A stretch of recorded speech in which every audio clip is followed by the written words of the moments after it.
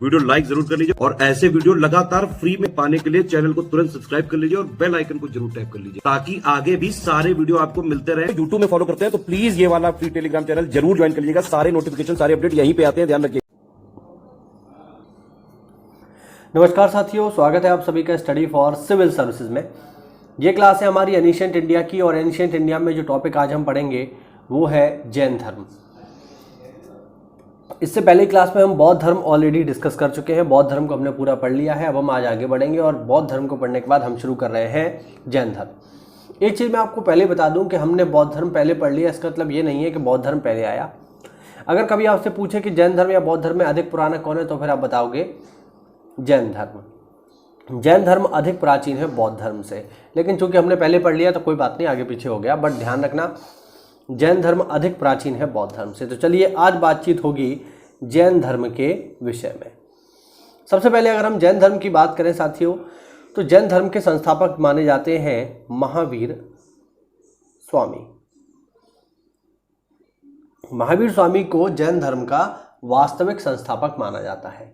क्यों माना जाता है? इसलिए माना जाता है क्योंकि महावीर स्वामी के समय में ही जैन धर्म का नाम जैन धर्म पड़ा। यानी महावीर स्वामी से पहले जैन धर्म का नाम जैन धर्म नहीं था। क्यों नहीं था, जरा समझने का प्रयास करते हैं। देखो भाई, जैनियों में परंपरा होती है तीर्थंकर की। तीर्थंकर कौन होता है? तो हिंदुओं में आपने एक शब्द सुना होगा, लोग तीर्थ यात्रा पर जाते हैं। तीर्थ यात्रा पर जाने के पीछे लॉजिक क्या है? तीर्थ यात्रा पर लोग इसलिए जाते हैं ताकि मोक्ष को प्राप्त कर सकें, है ना। और प्राचीन काल में ऐसा होता भी था। पुराने ज़माने में लोग बद्रीनाथ केदारनाथ की यात्रा पर जा रहे हैं, जाने का कोई साधन होता नहीं था, ऑक्सीजन होती नहीं थी, रास्ता खराब होता था, तो ज़्यादातर लोग क्या होता था, रास्ते के दौरान ही स्वर्गवासी हो जाते थे।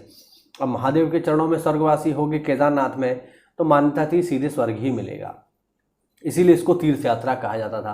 लेकिन आज के समय में इतने साधन है, हवाई जहाज है, हेलीकॉप्टर है, तो लोग नहीं मरते हैं, तो तीर्थ का उतना मतलब भी अब नहीं रहा है। लेकिन यहाँ पर जो तीर्थंकर का मतलब है, तो तीर्थ का मतलब है मोक्ष और अंकर का मतलब है जो उसका रास्ता दिखाए। तो तीर्थंकर वो व्यक्ति होता है जो आपको मोक्ष का रास्ता दिखाता है। अब जैनी परंपरा में टोटल 24 तीर्थंकर हुए हैं और 24वें तीर्थंकर स्वयं महावीर स्वामी हैं। यानी महावीर स्वामी 24वें तीर्थंकर है और महावीर स्वामी के समय में ही नाम आया है जैन धर्म।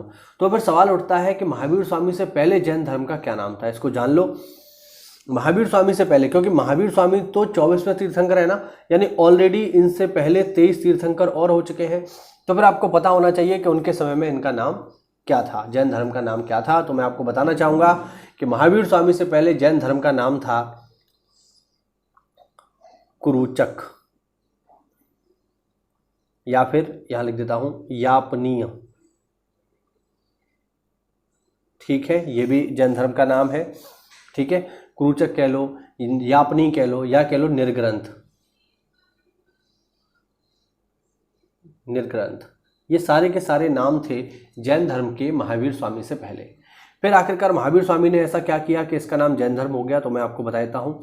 महावीर स्वामी ने तपस्या की और तपस्या करने के बाद महावीर स्वामी ने क्या किया, अपनी इंद्रियों पर विजय हासिल कर ली। और जब महावीर स्वामी ने अपनी इंद्रियों पर विजय हासिल कर ली तो वो कहलाए जिन। जिन का अर्थ होता है विजेता। विजेता किसके? स्वयं के। देखिए, किसी दूसरे को जीतना तो बेहद आसान है। आप सामने वाले को लाठी दिखाओ, डंडा दिखाओ, हमारे पश्चिमी यूपी में तमंचा दिखाओ, सामने वाला सरेंडर कर देगा, आप उसको जीत लोगे। लेकिन अगर मैं ये कहूँ कि वही डंडा अपने पास रख के, वही तमंचा अपने पास रख के आपसे ये कहा जाए कि ठीक है, अब मैं अपने तमंचा सर पे रख रहा हूँ, बंदूक सर पे रख रहा हूँ और मैं 5 घंटे अब पढ़ूंगा और नहीं पढ़ूंगा तो अपने आप में गोली मार लूँगा, तो क्या ऐसा हो पाएगा? नहीं हो पाएगा। आप नहीं कर सकते ऐसा। बात समझ रहे हैं? क्यों नहीं कर पाएंगे? इसलिए नहीं कर पाएंगे क्योंकि आप इंद्रियों के गुलाम हैं।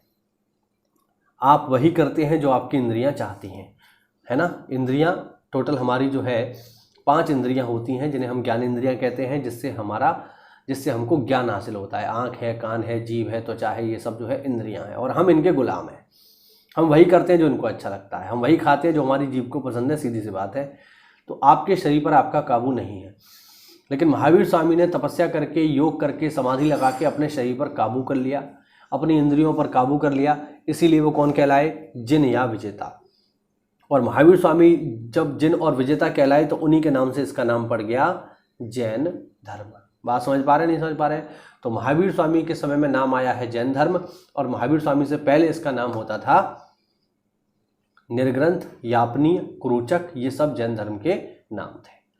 अब जैसा कि मैंने बताया कि महावीर स्वामी से पहले भी 23 तीर्थंकर हो चुके हैं, तो जरा उनके बारे में हम लोग बातचीत कर लेते हैं। ठीक है, तो मैंने आपको क्या बताया कि जैनियों में परंपरा होती है तीर्थंकर की, और जैनियों में टोटल तीर्थंकर कितने हुए हैं? 24।